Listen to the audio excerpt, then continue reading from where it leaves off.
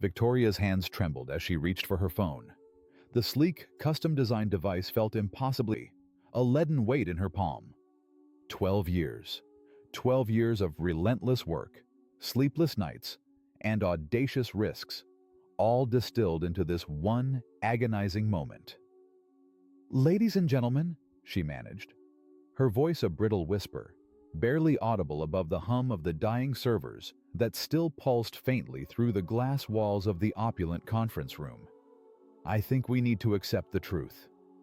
The words, tasting like ash in her mouth, were a concession to the inevitable, a surrender to the digital plague that had consumed her empire.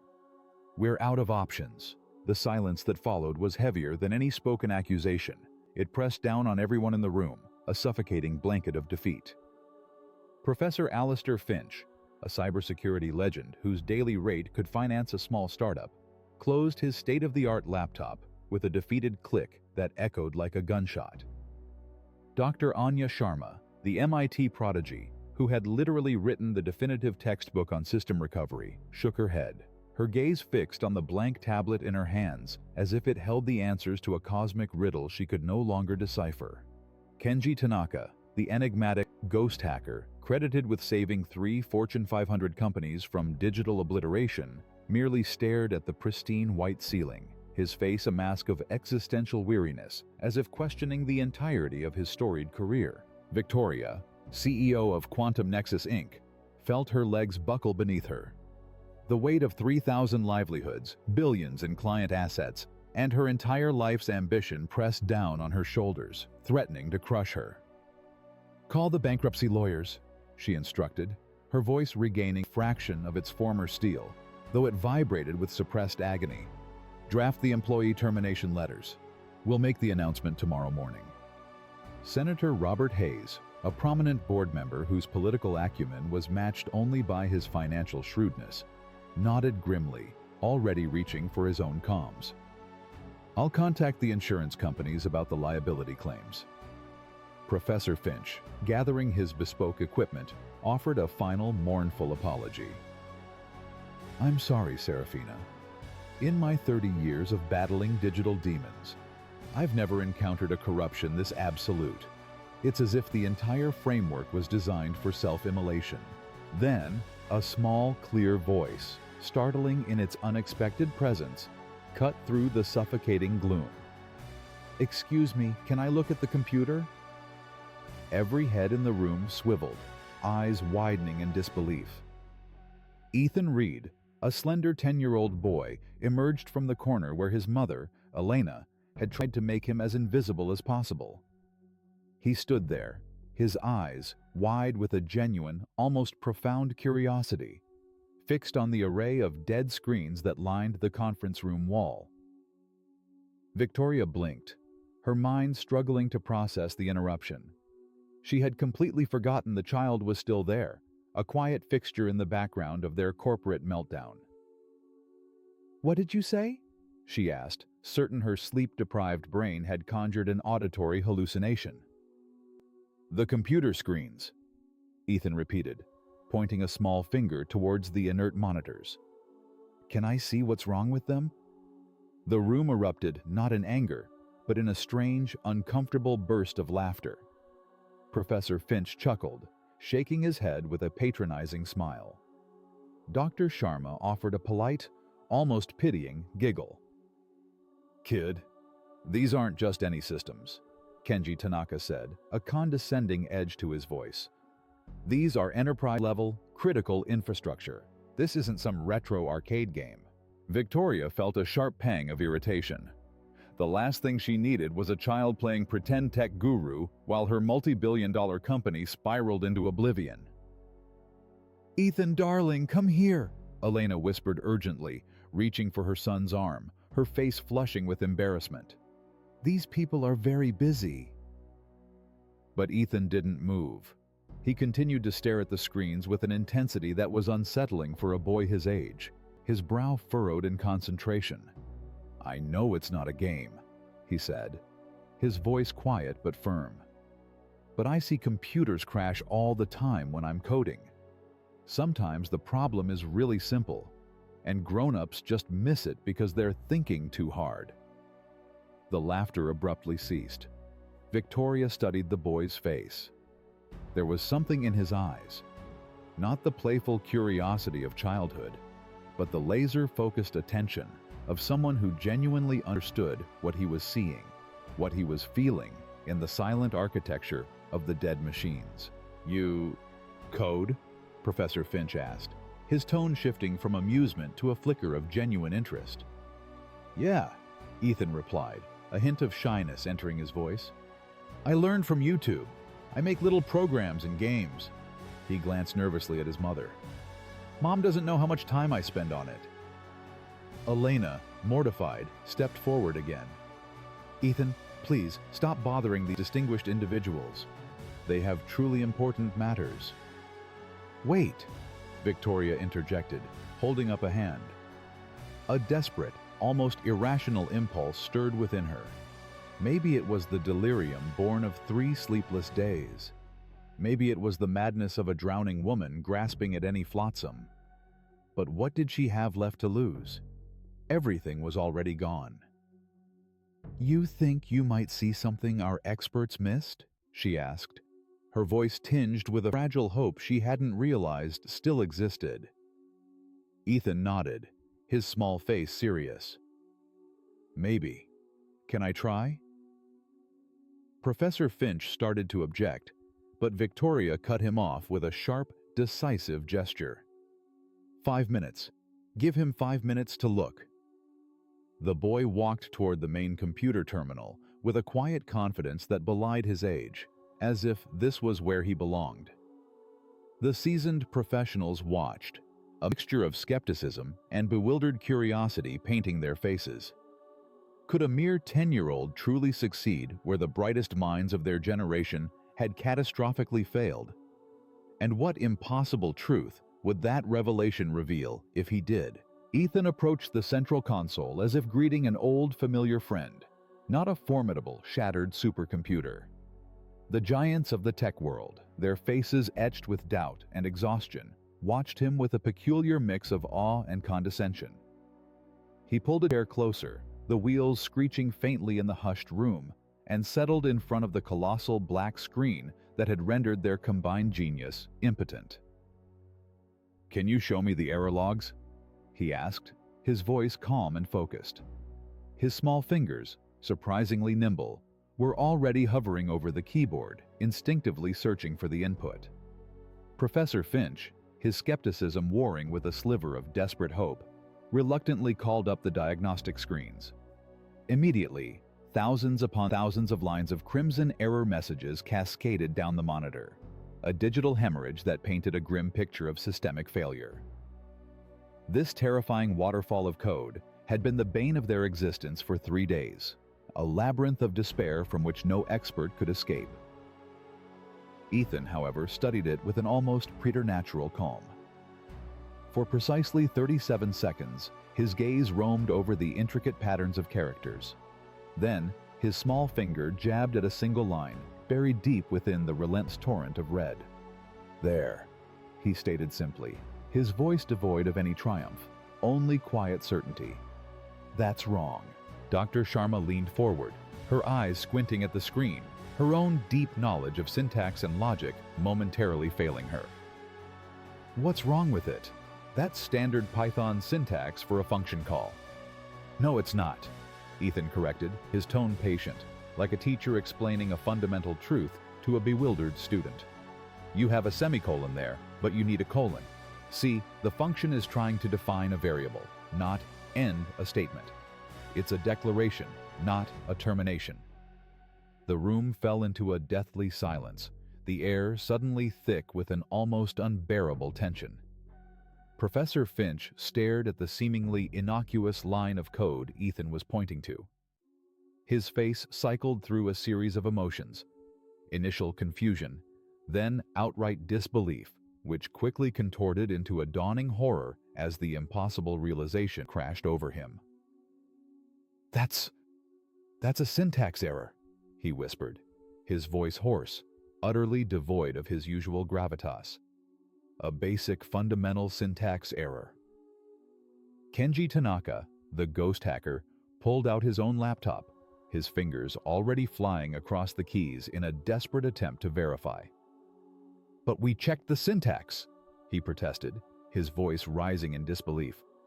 "We ran automated checks, manual reviews, triple verified everything."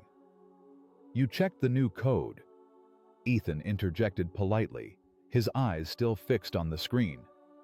"But this error is in the old foundation code, the part that's been working for years.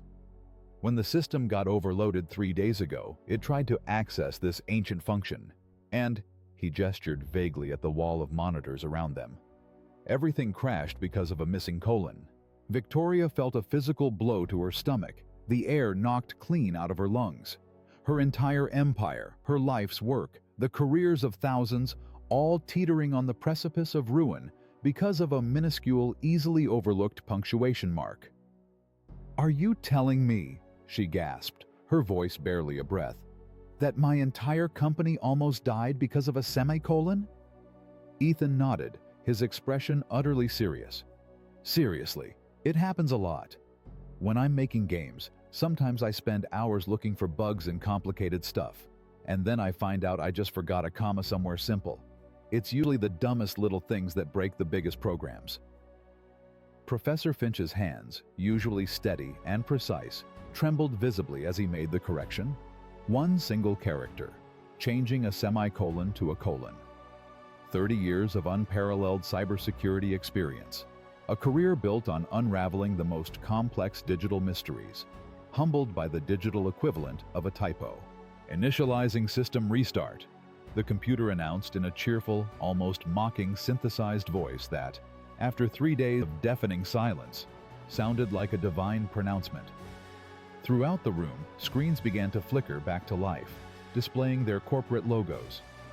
Data streams, frozen for 72 excruciating hours, began flowing again like revitalized arteries. Error messages, those harbingers of doom, disappeared one by one, replaced by the familiar, reassuring blue glow of fully functional systems. Within minutes, Quantum Nexus Inc. was breathing again, its digital heartbeat strong and steady.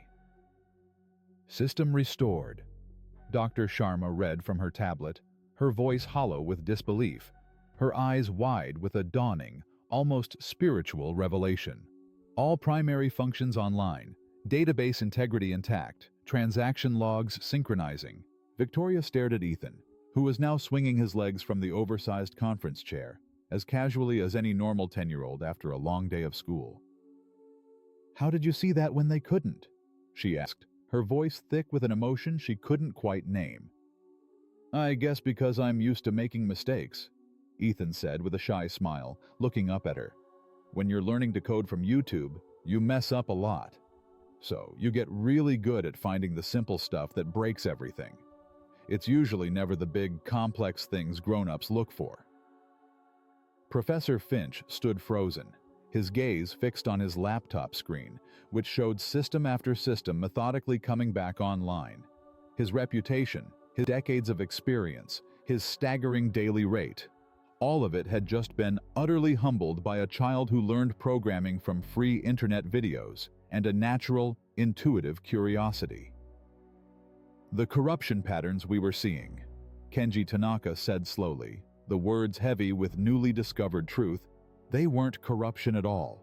They were cascade failures from this one syntax error, propagating through the entire network." "Like dominoes," Ethan added helpfully, his smile widening. "One falls the wrong way, and they all fall." Victoria felt a strange, dizzying mixture of profound relief and acute embarrassment washing over her. 3 days of abject panic, millions in consultant fees, the very best experts money could buy, and the solution had been sitting in her conference room the entire time, wearing a Pokémon t-shirt and sneakers, with laces that remained defiantly untied. But her relief, immense as it was, proved to be tragically short-lived. As the systems clicked fully online, a new wave of alerts began flashing across the monitors, urgent, aggressive, and deeply unsettling. "Wait," Ethan said, his smile abruptly fading, his young eyes narrowing as he studied the scrolling data. There's something else wrong. The adults, still reeling from the miracle they'd just witnessed, tensed immediately. What do you mean? Victoria asked, her heart sinking with a terrible premonition. Ethan pointed to the streams of code flowing across the screen, his small finger tracing patterns that only he seemed to fully comprehend. The system is working now, but look at this. Someone's been inside your computers, like recently inside. This isn't old code. These are fresh access logs. Professor Finch rushed to his terminal, his earlier defeat replaced by a renewed, chilling apprehension. What are you seeing? These file access logs, Ethan said, his 10-year-old voice suddenly stripped of all childish lightness, becoming gravely serious. Someone was downloading your data while your system was broken. A lot of data. The room temperature seemed to plummet 10 degrees, a sudden, icy chill permeating the space.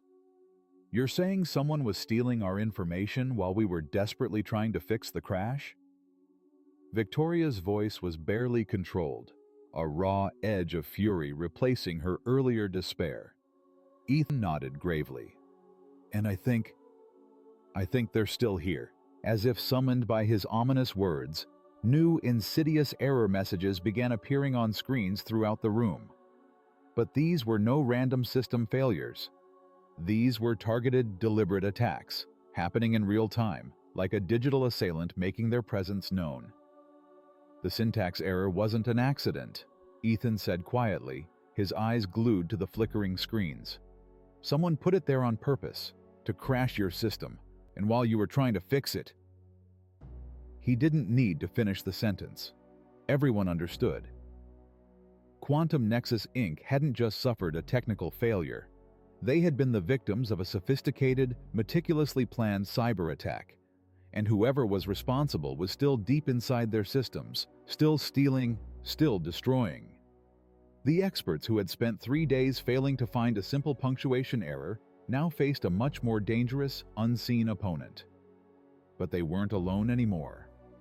Could a 10-year-old who learned coding from YouTube truly help them catch a professional cyber criminal? And what terrifying consequences would unfold when the attacker realized they had been discovered? The fragile celebration had lasted exactly 47 seconds. Ethan watched the torrents of data flowing across the multiple monitors, his young face growing more concerned by the minute. The flickering lights of the screens cast an eerie glow on his features, transforming the innocent boy into a miniature digital warrior. The person who's stealing your stuff is really good, he said quietly, his voice a stark contrast to the rapidly escalating crisis around them. They're taking everything. Customer files, money records, secret company plans. Victoria's momentary relief had vanished like smoke, replaced by a cold, hard knot of dread in her stomach. How much have they taken? She demanded, her gaze sweeping desperately across the faces of her experts. A lot, Ethan replied, scrolling through the access logs with the fluency and speed of someone far older than 10. And they're still downloading right now. Look. He pointed to a real-time data transfer graph, showing gigabytes of information hemorrhaging out of Quantum Nexus Inc. servers to an unknown, illicit location. Customer databases, financial records, proprietary software code, years of painstakingly developed business secrets, all gushing into the digital darkness, an unstoppable river of corporate destruction. Professor Finch, pulling up his own monitoring tools, watched the grim spectacle unfold, his face pale with renewed alarm. The transfer rate is massive, he muttered, his voice barely audible. Professional grade. This isn't some script kiddie or amateur hacker. This is an orchestrated, high-level operation. How long has this been going on? Victoria demanded, her voice tight with a mixture of terror and impotent rage. Ethan, with the methodical attention of a seasoned detective, studied the intricate patterns in the logs. The big download started 3 days ago, when the system crashed, he explained, his brow furrowed in concentration. But there are smaller ones going back. He paused, his lips moving as he silently counted. 6 months. Maybe longer. The room felt as though it were physically shrinking, the walls closing in around them, suffocating them with the implications. 6 months. 6 months of systematic, undetected data theft. How much damage had already been done? How many clients would sue when they discovered their confidential information had been compromised, their trust irrevocably shattered? "Can we stop the transfer?" Dr. Sharma asked urgently, her fingers hovering over her keyboard, a desperate need for action in her eyes. "I can try," Ethan said, his small hands already moving across his own console, a flurry of motion and purpose. "But if I cut them off too fast, they might delete everything in your system out of spite. Bad hackers do that when they get caught. They scorch the earth." Victoria watched, mesmerized and horrified, as a 10-year-old boy navigated complex cybersecurity decisions that could determine the very survival of her multi-billion-dollar company. The irony, the sheer absurdity of it all, was almost too much to process.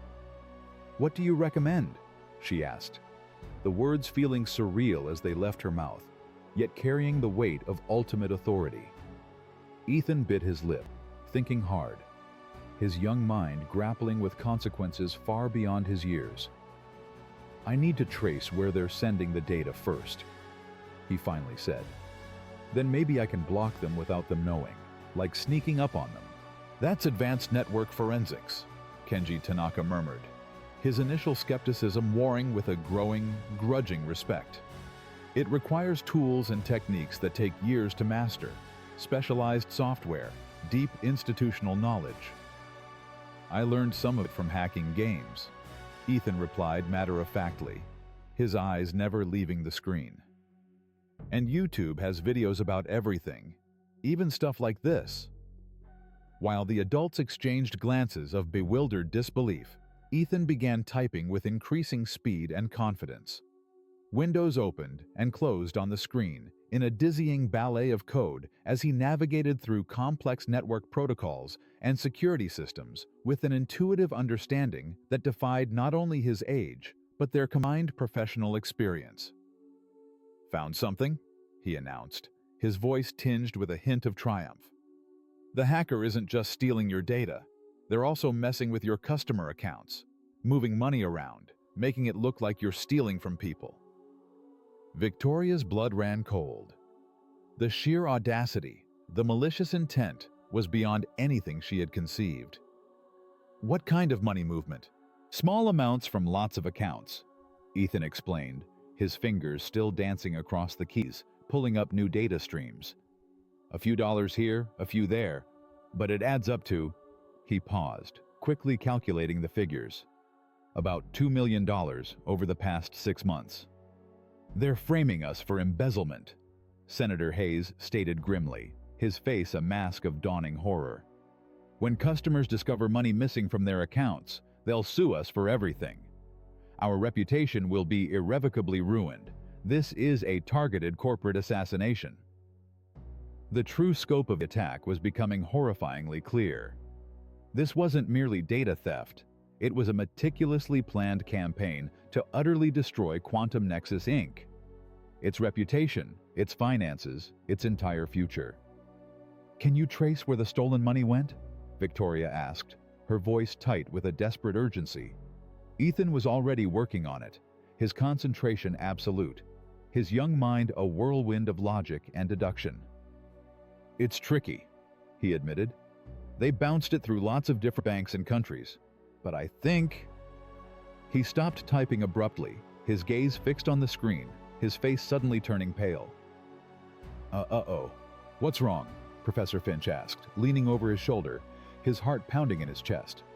"They know we're watching them." Ethan pointed to the screen where the data transfer had suddenly accelerated, spiking exponentially. "They're downloading everything super fast now, and they're starting to delete files." Critical system files began disappearing in real time. Customer databases, backup servers, financial records. The hacker, now fully aware of their presence, was scorching the earth, determined to leave nothing behind but digital ruins. How much time do we have? Victoria asked, her voice barely a whisper, dread coiling in her gut. Maybe 10 minutes before they wipe everything, Ethan said, his young voice tight with concentration, a bead of sweat tracing a path down his temple. I can try to block them, but they'll probably fight back, like computer war.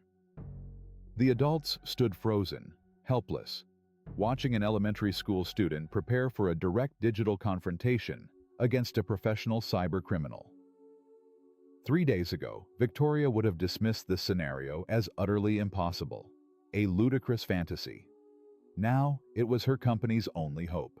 Elena, Ethan's mother, who had been silently watching the entire, surreal drama unfold from the back of the room, now stepped forward, her voice soft but filled with maternal concern.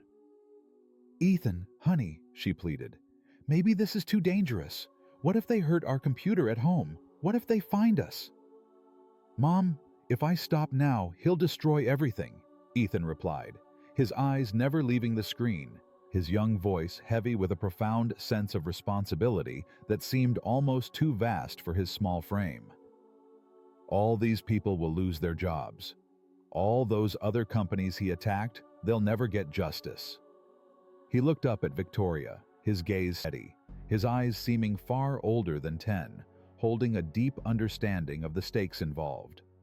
"I have to try." Victoria looked at the boy's determined face and felt something stir within her she rarely experienced in her cutthroat corporate career: humility. This child, with his Pokemon shirt and untied laces, understood the gravity of the situation, the human cost, far better than most of the adults she knew. "What do you need from us?" she asked, her voice imbued with a newfound respect. "Just let me work," Ethan said simply, his fingers already flying across the keyboard, preparing for the battle ahead. "And maybe someone should call the authorities. When I catch this hacker, you're going to want them arrested." But could a child, however gifted, truly win a direct confrontation with a professional cybercriminal bent on total annihilation? And what unimaginable wrath would Adrian Thorne unleash when he realized his grand scheme had been disrupted by an elementary school kid? Ethan cracked his knuckles, a strangely deliberate, almost professional gesture that looked comical on his small hands. His expression, however, was deadly serious, his eyes gleaming with focused intent as he stared at the wall of screens now showing real-time digital warfare. "Okay, first, I need to slow them down without them knowing," he announced, opening multiple command windows with practiced efficiency, like a master chess player setting up invisible roadblocks on a digital board. His fingers flew across the keyboard with a mesmerizing rhythm, lines of code appearing and disappearing faster than most human eyes could follow. Professor Finch tried to keep up, his brow furrowed in concentration, but quickly gave up. The boy was operating at a level that transcended formal training, an intuitive ballet of logic and speed. "What exactly are you doing?" Dr. Sharma asked, her voice filled with a mixture of awe and bewilderment. "I'm making their downloads go through extra steps," Eth explained, without missing a beat in his furious typing. "Like making them walk through a really long hallway instead of taking the elevator. They won't notice right away, but it'll buy us time."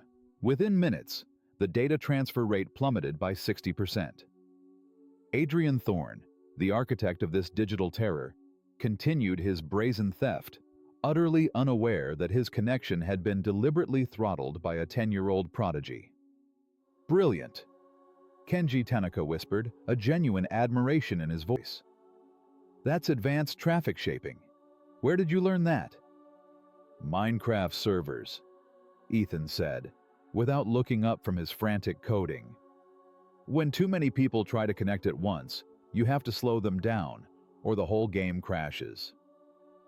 Victoria watched in utter fascination as her son applied sophisticated gaming logic, honed through countless hours of play, to corporate cybersecurity.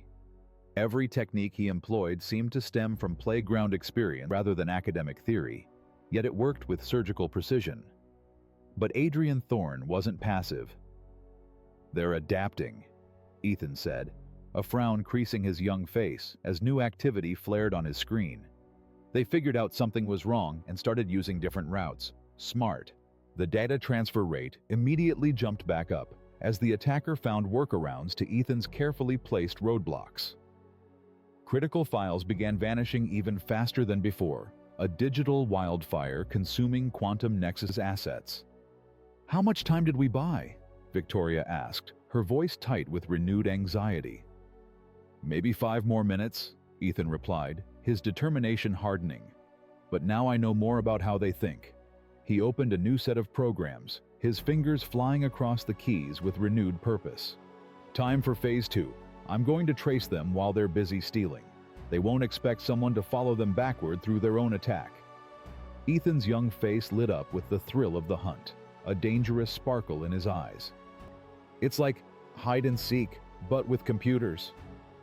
He began what could only be described as digital stalking, relentlessly following Adrian Thorne's connection through multiple layers of proxy servers and obfuscated networks.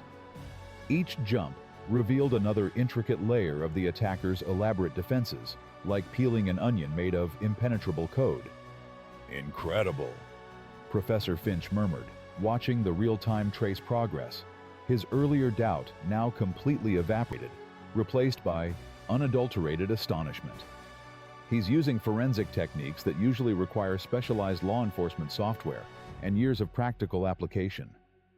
"YouTube and video games teach you weird stuff," Ethan said with a shy, momentary smile, then immediately refocused, his eyes locked on the screen. "Got something. The hacker is routing through servers in 3 different countries, but one of them has really bad security." His fingers danced across the keyboard, exploiting vulnerabilities with the casual confidence of someone who had been breaking into digital systems since he could read. "I'm inside their relay server," he announced triumphantly. "Now I can see everything they're doing." And then his smile faded. "Oh no, what's wrong?" Victoria leaned forward, her heart seizing in her chest. "This isn't just one person," Ethan said, his voice quiet, almost awestruck. "It's a whole team, and they have files from lots of other companies too." Ethan scrolled through directories filled with stolen data, a digital graveyard of corporate secrets. They've been doing this for years. The horrifying implications struck everyone in the room simultaneously. Quantum Nexus Inc. wasn't an isolated victim. This was an organized criminal enterprise, a vast, shadowy network that had been systematically dismantling companies across the entire technology sector. "Can you identify any of the other victims?" Senator Hayes asked, his voice sharp with political and economic alarm. Ethan clicked through folders with names like Project Phoenix, Data Vault breaches, and Cloud Core wipeouts. "There are dozens of them," he confirmed, reading off names. Victoria recognized several. TechFlow Industries, Data Brace Solutions, Nebula Sync Corporation, companies that had mysteriously failed over the past 2 years. Cybersecurity incidents that had destroyed reputations overnight. Stock prices that had inexplicably crashed due to technical glitches. "They're not just thieves," she realized, a cold dread creeping into her voice. "They're corporate assassins." But Ethan had stumbled upon something even more disturbing, a revelation that sent a shiver down Victoria's spine. "The person running this whole thing," he said quietly, his young eyes still fixed on the screen, "I think they used to work for you." The room fell silent, the only sound the frantic humming of the computer fans. "What do you mean?" Victoria asked, her voice barely audible. Ethan pulled up personnel files, meticulously stolen from Quantum Nexus Inc.'s own human resources database. "They have inside information about your company that only employees would know. Password patterns, security procedures, who has access to what." He pointed to metadata on the stolen files. "And look at this. Some of these documents were accessed using administrative credentials that belong to..." He paused, cross-referencing user logs with a speed that startled the experts. "Someone named Adrian Thorne." Victoria's face went white, her blood draining. "Adrian Thorne? He was our head of cybersecurity. I fired him 8 months ago for gross incompetence and a blatant disregard for protocol. Well, he's been getting his revenge ever since, Ethan said grimly, his voice mature beyond his years. And he's really good at it now. The sheer scope of Adrian Thorne's operation was staggering. Not content with simple data theft or personal revenge, he had been meticulously orchestrating the complete destruction of his former employer, all while building a vast criminal empire based on corporate espionage. This is way bigger than just fixing your computers, Ethan realized, his voice tinged with a new level of understanding and gravity. This guy has been planning your company's destruction for months. The syntax error that crashed everything? He probably planted that months ago, a dormant digital bomb, just waiting for the right moment to activate it. As if summoned by the very mention of his name, a new, aggressive surge of activity exploded across every screen in the room. Adrian Thorne had evidently discovered their investigation and was launching a furious counterattack, the digital equivalent of a cornered beast's enraged roar. "He's wiping everything," Ethan shouted, his voice urgent, a frantic energy seizing him. "Not just stealing now, destroying all your customer data, all your backups, everything." Critical system alerts began flashing bright red, a horrifying crimson tide consuming the monitors. Years of painstaking business data started vanishing in real time as Adrian Thorne's malware ate through Quantum Nexus Inc.'s digital infrastructure like corrosive acid. "Can you stop him?" Victoria asked desperately, her voice raw with terror, her hands clasped tightly together. Ethan stared at the escalating chaos erupting across the multiple monitors, the digital battlefield swirling with destruction. For the first time since sitting down at the computer, he looked exactly what he was, a scared 10-year-old boy facing something monstrously larger than himself. "I don't know," he admitted quietly, a tremor in his voice. "He's really angry now, and he has tools I've never seen before. This isn't like the games anymore." Elena stepped forward, her maternal instincts overriding any fear. "Ethan, baby, maybe we should let the authorities handle this. This is too much for you." "Mom, if I stop now, he'll destroy everything," Ethan replied, his young voice heavy with a profound sense of responsibility. "All these people will lose their jobs. All those other companies he attacked, they'll never get justice." He looked up at Victoria, his eyes filled with a fierce determination. "I have to try." But could a child, however brilliant, truly defeat a professional cybercriminal in a direct digital combat? And what depths of malice would Adrian Thorne sink to when he realized his grand scheme had been disrupted by an elementary school kid? Ethan stared at the screen with the intensity of a seasoned detective solving a complex murder case. Adrian Thorne's counterattack was ferociously effective, a digital whirlwind of destruction. But something about the patterns of his assault didn't quite make sense to Ethan's highly intuitive mind. "Wait a minute," Ethan said slowly, his small finger tracing lines of code, a flicker of something new sparking in his eyes. "This is weird." "What's weird?" Professor Finch asked, leaning over, his gaze glued to what had captured the boy's attention. "The way he's deleting files," Ethan explained, pulling up system logs that showed the destruction in morbid detail. "It's too neat. When people are angry and trying to hurt you, they usually just smash everything randomly, like a tantrum. But look at this." He highlighted specific deletion patterns on the screen, revealing a chilling precision to the chaos. He's only destroying certain types of files. Customer data, yes. Financial records, yes. But he's leaving some things alone. Victoria, her mind reeling, tried to follow the complex data flows, but couldn't quite grasp what Ethan was seeing.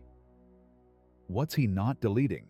Employee personal information, internal communications, meeting records, Ethan listed, his young face growing more puzzled, the pieces of a darker puzzle slowly falling into place. "It's like he wants some things to survive." Kenji Tanaka frowned, his hacker instincts kicking in.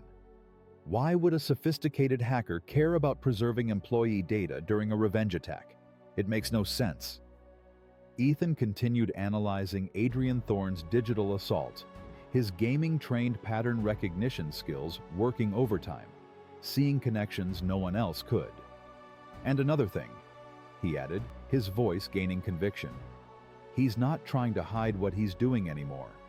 Before, he was super sneaky, covering his tracks perfectly. Now he's being obvious about it. Maybe he just got careless because he's angry, Dr. Sharma suggested, grasping at straws. No. Ethan shook his head decisively, a new understanding dawning in his eyes. He's too smart for that. Adrian Thorne planned this whole thing for months. He wouldn't get sloppy now, unless... The boy's eyes widened with a terrifying realization. Unless he wants to get caught. The room fell into an unnerving silence as the chilling implications of Ethan's words began to sink in. A cold, hard truth that turned their stomachs. "You're saying this is all an act?" Victoria asked, her voice barely a whisper, a knot of ice forming in her gut. Ethan nodded grimly. "I think Adrian Thorne wants everyone to know he destroyed your company. He's not just stealing data. He's sending a message to you, to other companies, maybe even to other employees who might have crossed him." He pulled up communication logs that Adrian had deliberately left intact, like macabre trophies. "Look at these emails. He's been documenting everything he did to hurt Quantum Nexus Inc., like he's building a trophy case, a portfolio of destruction." Victoria felt a deep chill run down her spine. He wants other companies to know what happens when they fire him. Exactly. Ethan agreed, his voice solemn. "And that means..." Ethan paused, his 10-year-old mind working through the terrifying logic, connecting the dots of Adrian Thorne's twisted game. This isn't just about revenge anymore. He's advertising his services, showing potential clients what he can do. Corporate terrorism for hire. Senator Hayes articulated the horrifying conclusion, his face pale with shock. Ethan looked up from the screen, his expression grave, far older than his years. "And we just became his most important demonstration." But if Adrian Thorne wanted to be caught, what was his real endgame? And how do you fight an enemy who's already planning not just his next move, but his post-capture narrative? The screens around the room suddenly exploded with a torrent of malicious code, a blinding, furious digital storm. Adrian Thorne had abandoned all pretense of stealth and launched a full-scale cyber assault that made his previous attacks look like gentle pranks.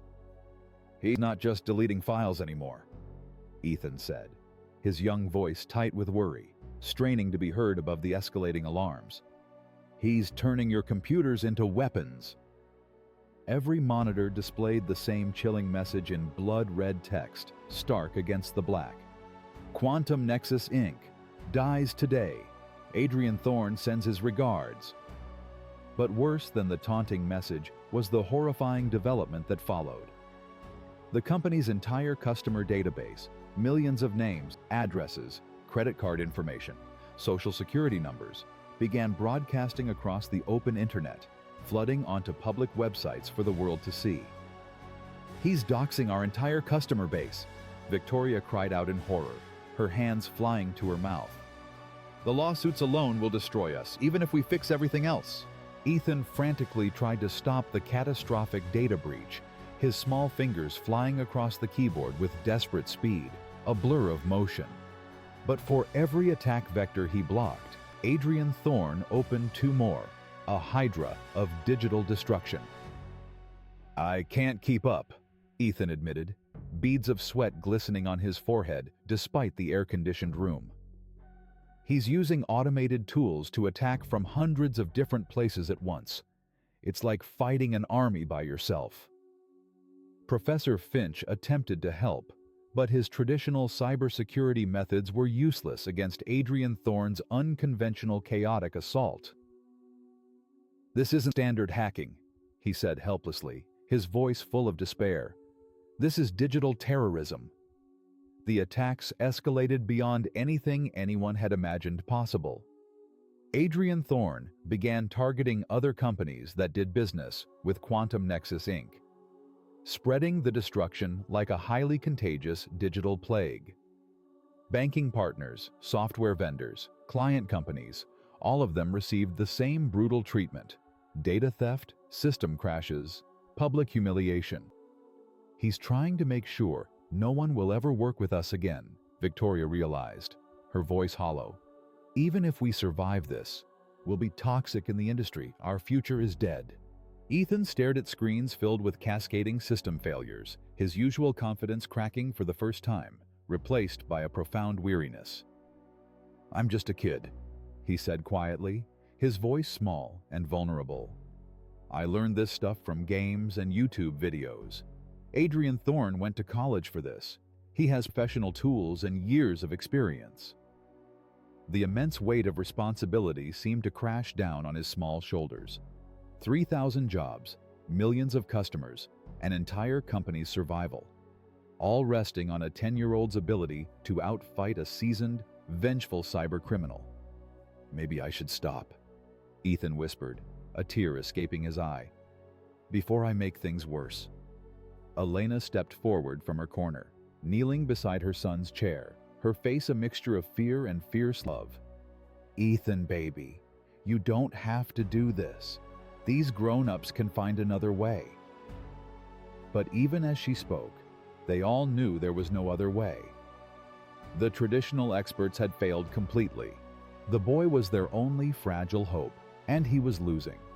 Adrian Thorne seemed to sense Ethan's moment of doubt, because his attacks intensified even further, a malicious, triumphant crescendo.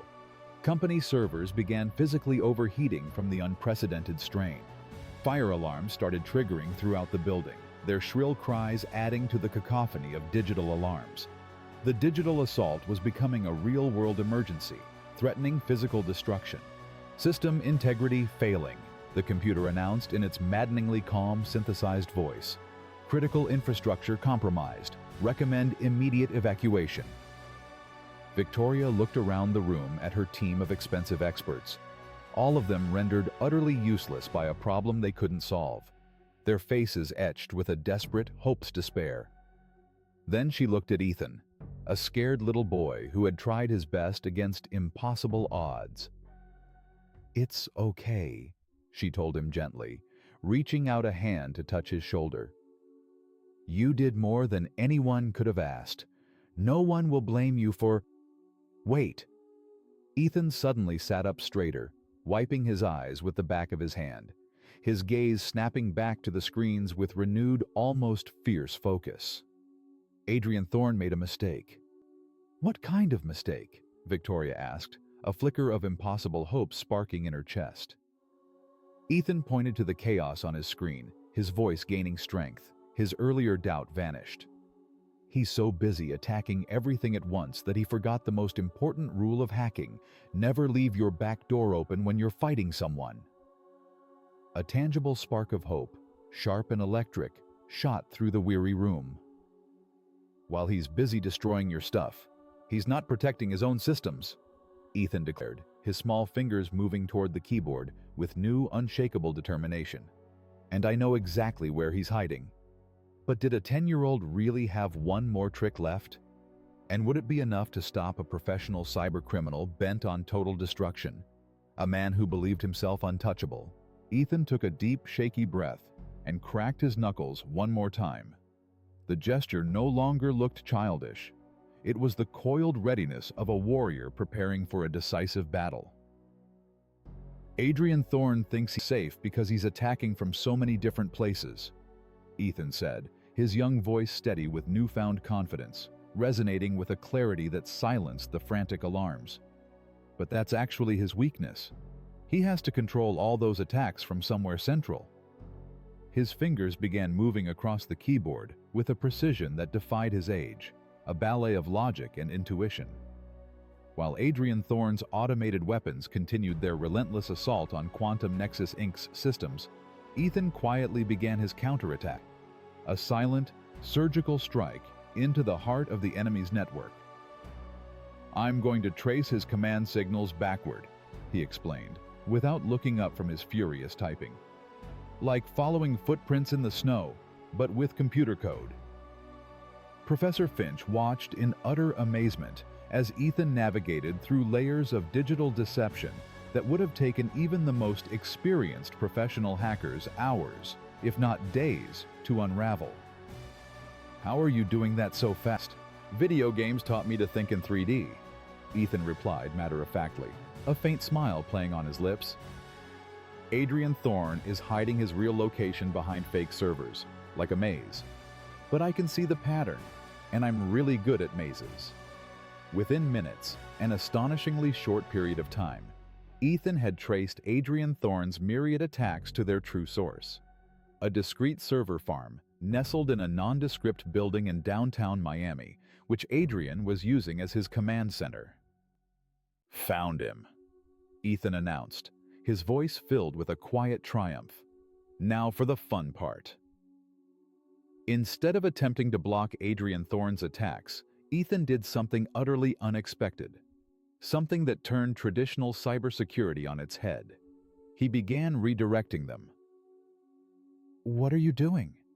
Victoria asked, her voice a mixture of confusion and renewed hope as she watched lines of code flowing across the screen in patterns she couldn't comprehend. Adrian Thorne is using your own servers to attack other companies, Ethan explained, his fingers dancing across the keys, a frantic, beautiful symphony. But computer attacks work both ways.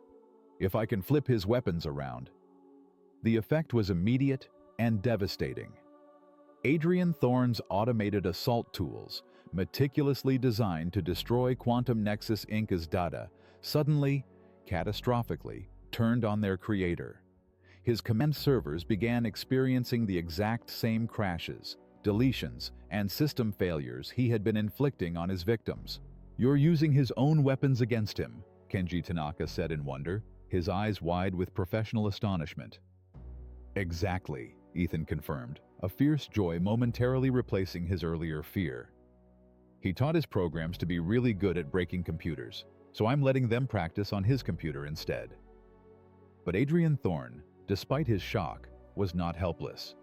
Within moments, he realized the ingenious trap Ethan had sprung and began fighting back directly, a digital berserker. The screens filled with a real-time digital duel, a ferocious clash as professional cybercriminal met 10-year-old prodigy in direct, unyielding combat. Adrian Thorne tried to regain control of his attack tools. Ethan deflected every attempt and sent more of Adrian's own malware hurtling back at him. Adrian opened new attack vectors. Ethan closed them with lightning speed and launched counterattacks of his own.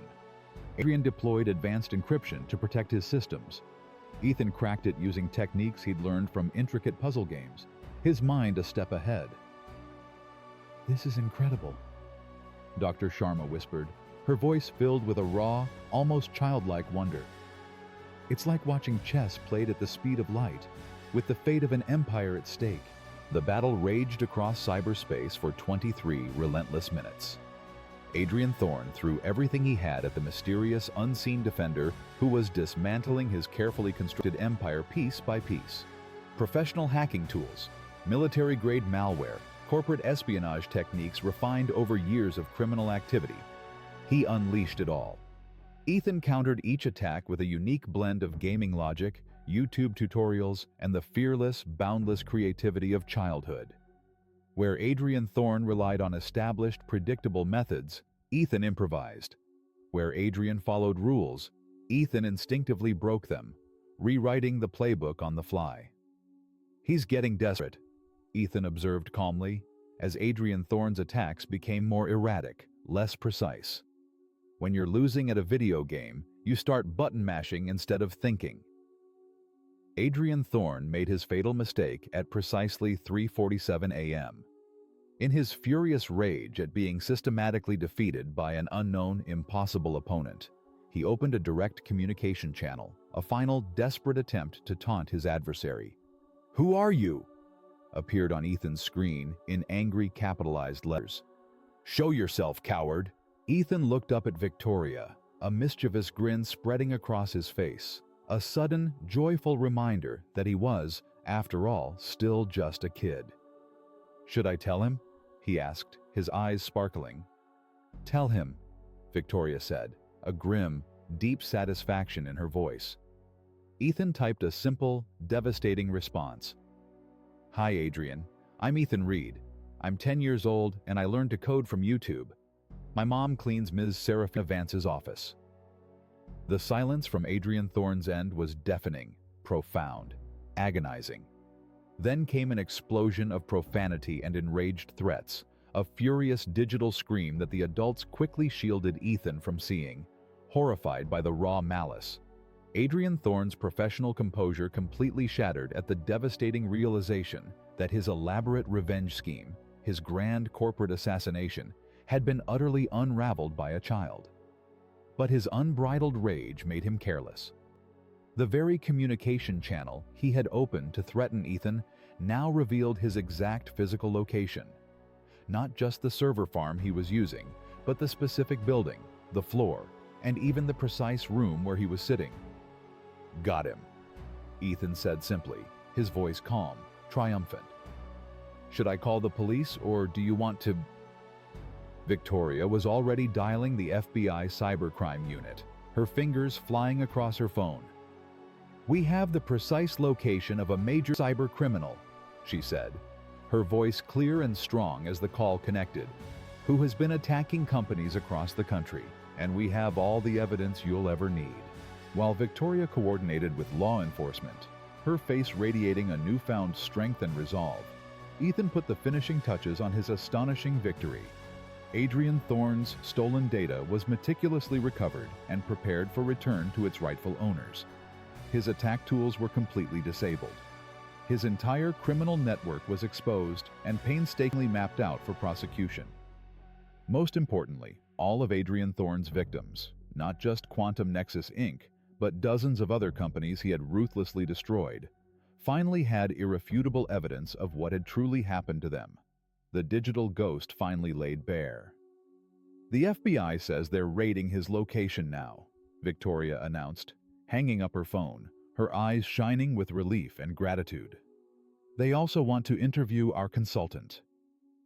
She looked down at Ethan, who was now slumped in his chair, utterly exhausted but still wired from the adrenaline, the battle of his young life finally over. "Ethan," Victoria said softly, her voice thick with emotion, "do you understand what you just did?" The boy nodded tiredly, his head resting against the cool leather of the chair. "I helped catch a really bad person who was hurting lots of families. You saved my company. You saved 3,000 jobs. You brought justice to dozens of other victims," Victoria continued, her voice trembling slightly. "And you did all while everyone, including me, underestimated you." Ethan looked up at her, his eyes dark with fatigue, seemed much older than 10. "Adults always think kids can't do important things," he observed, his voice still soft. "But computers don't care how old you are. They just care if you understand them." Professor Finch, who had been humbled into a respectful silence throughout the ordeal, finally spoke, his voice filled with a genuine admiration. "Ethan, in my 30 years of cybersecurity, I've never seen anything like what you just did. Would you be willing to teach me some of those techniques?" Ethan brightened immediately, a genuine joyful smile returning to his face. "Really? You want to learn from me?" "I think we all do," Victoria said, looking around the room at her team of expensive, once confident experts who had been so thoroughly outmatched by a child with a library card and an internet connection. But their newfound camaraderie and celebration were momentarily interrupted by Ethan's mother, Lena, who had been watching the entire digital battle unfold with a mixture of growing amazement, profound fear, and burgeoning pride. "Ethan Reed," Elena said, her voice taking on that specific tone that all children instinctively recognize as signifying serious trouble, regardless of the heroic deeds performed. "We are going to have a very, very long talk about what you've been doing on the computer after I went to bed." The tension broke, and a wave of relieved laughter swept through the room, a release valve for the impossible stress they had endured. What would happen next would surprise everyone, even more than what they had already witnessed. The FBI raid was swift and decisive. Within an hour, Adrian Thorne was in federal custody, his computers seized, his criminal network exposed for the world to see.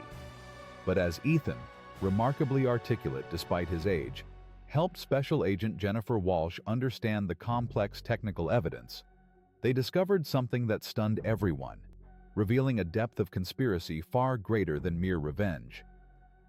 This goes way deeper than one angry ex-employee, Agent Walsh said, reviewing the meticulously recovered files Ethan had extracted from Adrian Thorne's servers. Thorne was working for someone else. She pulled up financial records, revealing a complex web of payments directed to Adrian Thorne from a shell company registered in the Cayman Islands. He's been receiving $200,000 per month to specifically target certain tech companies. This wasn't random revenge or opportunistic hacking. This was meticulously planned corporate warfare for hire. Victoria felt her blood run cold, a new, insidious fear gripping her. Someone paid him to destroy us? Paid him to destroy dozens of companies, Agent Walsh confirmed, her expression grim. And according to these communications, the client was very specific about timing. They wanted Quantum Nexus Inc. taken down precisely before your IPO announcement next month. Ethan, still sitting at his computer, oblivious to his mother's exasperated sighs about his sleep schedule, pulled up more of Adrian Thorne's recovered files. "There's a list here," he said quietly, his voice now a little hoarse from hours of concentration. "All the companies Adrian attacked, and next to each one, it says how much their stock price dropped after the attack." The pattern was unmistakable, chilling in its clarity. Every targeted company had been on the verge of significant growth. New product launches, merger announcements, public offerings. All of them had been systematically destroyed at precisely the moment when their failure would cause maximum financial damage. Someone's been manipulating the entire tech market, Agent Walsh realized, her eyes widening with the enormity of the discovery. Destroying companies to depress stock prices, then probably buying them up for pennies on the dollar. But the most shocking discovery came when Ethan found Adrian Thorne's communication logs with his mysterious employer, a chilling exchange of messages that pointed to a far more personal and immediate threat. "The person paying Adrian," Ethan said, his young voice barely above a whisper, his face etched with a sudden, profound fear. "They knew about me." He pulled up a message, dated just 2 hours earlier, an ice-cold directive from an unknown sender. "The child is more dangerous than anticipated. Increased timeline. Full destruction protocol immediately." The room fell into stunned silence as the terrifying implications sank in. Adrian Thorne's desperate final assault hadn't been a random act of fury at being outmatched by a 10-year-old. It had been a direct order from someone who understood exactly what Ethan was capable of. Someone who now saw him as a direct threat to a much larger, more insidious operation. "Ethan," Agent Walsh said seriously, her voice grave, "you didn't just catch one cyber criminal. You exposed an entire conspiracy, and now they know who you are." 6 months later, Ethan Reed sat in the witness chair of a congressional hearing room, dressed in his best, slightly too large suit shirt, still swinging his legs because his feet didn't quite reach the polished floor.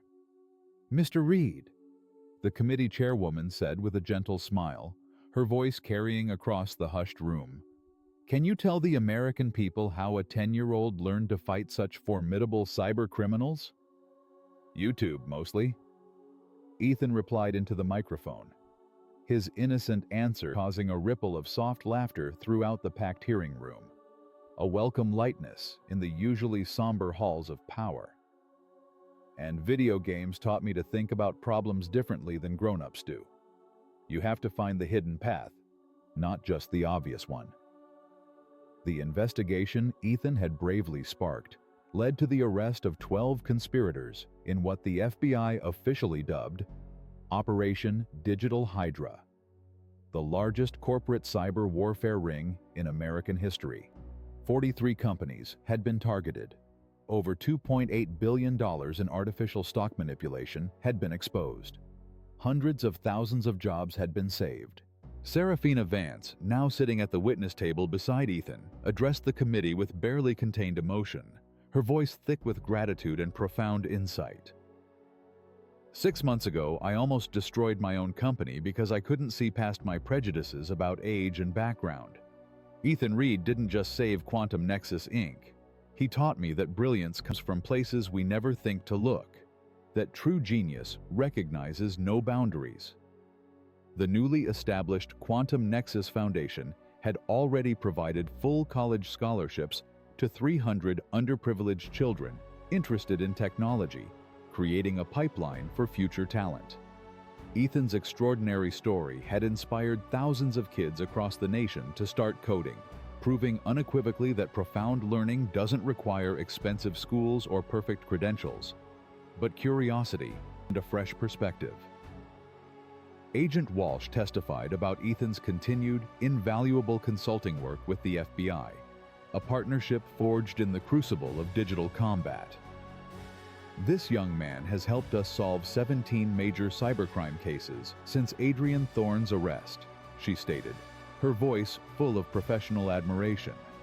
His unconventional approach, his unique way of seeing patterns, consistently allows us to uncover crucial details that traditional investigators often miss. Ethan leaned toward his microphone one final time, his small voice resonating with a wisdom far beyond his years. I just want other kids to know that being different isn't bad. Maybe you learn things in ways that adults don't understand. Maybe you see solutions they can't see. That doesn't make you wrong. That makes you special. The little boy who had once been dismissed as irrelevant, a mere distraction in the background of corporate power, had changed an industry, exposed deep-seated corruption, and proved that genius recognized no boundaries of age, background, or appearance. Have you ever underestimated someone because of their age, background, or appearance? Share this story if you believe talent deserves recognition, regardless of where it comes from. Comment below about a time when someone surprised you with their abilities. And remember, the next breakthrough might come from the person you least expect.